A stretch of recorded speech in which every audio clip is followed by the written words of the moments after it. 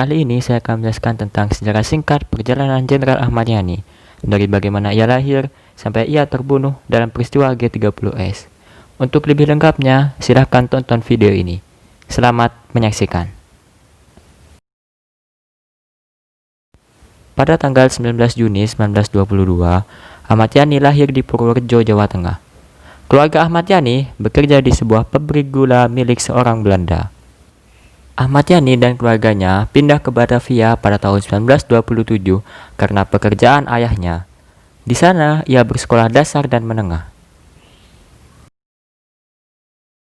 Pada tahun 1940, Yani memutuskan untuk menjalani program wajib militer Tentara Hindia Belanda.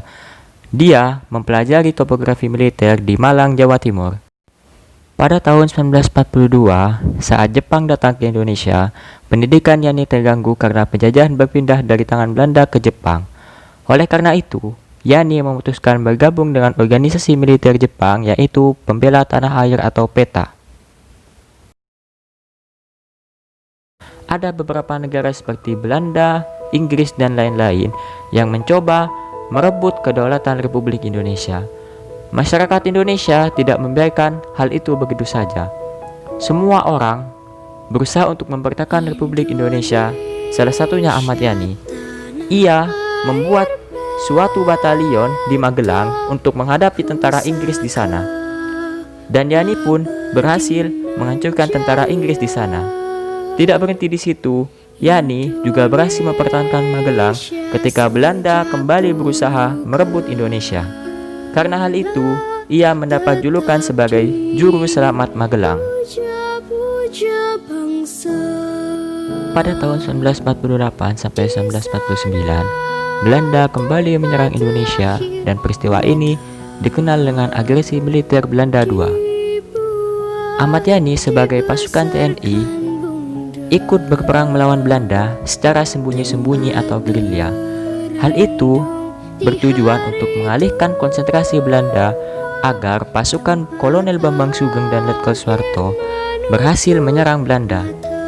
Hal itu terbukti ampuh dengan dibuktikan dengan pasukan Bambang Sugeng dan Suharto berhasil merebut kota Yogyakarta yang dikuasai oleh Belanda saat itu selama 6 jam. Pada tanggal 27 Desember 1949, Belanda resmi mengakui kedaulatan Indonesia. Setelah perang mempertahankan kedaulatan Republik Indonesia, Ahmad Yani kembali beraksi pada tahun 1952 guna memberantas pemberontakan DITII.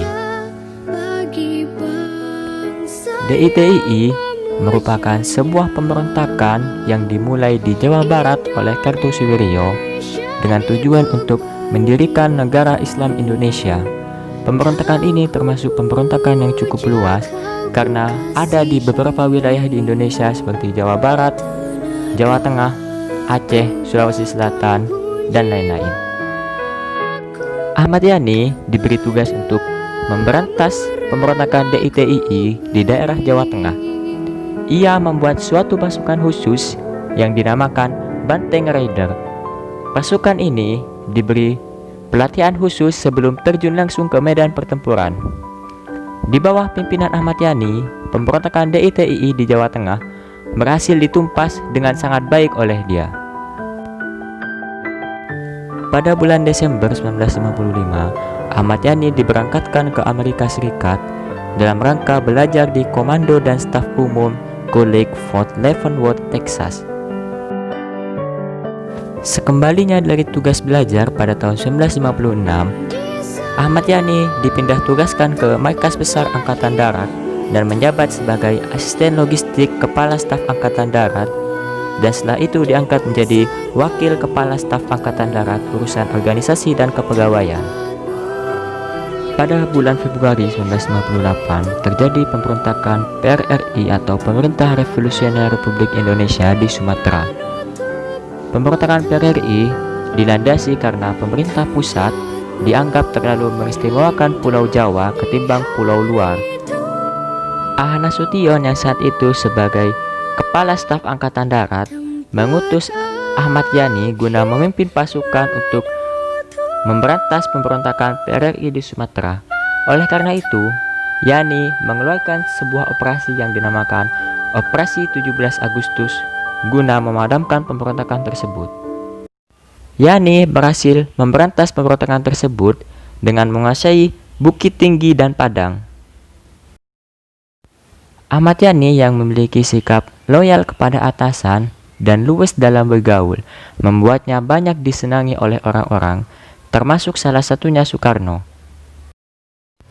Soekarno menyukai Ahmad Yani selain karena prestasinya yang sangat gemilang, juga karena loyalitas Ahmad Yani kepada atasannya.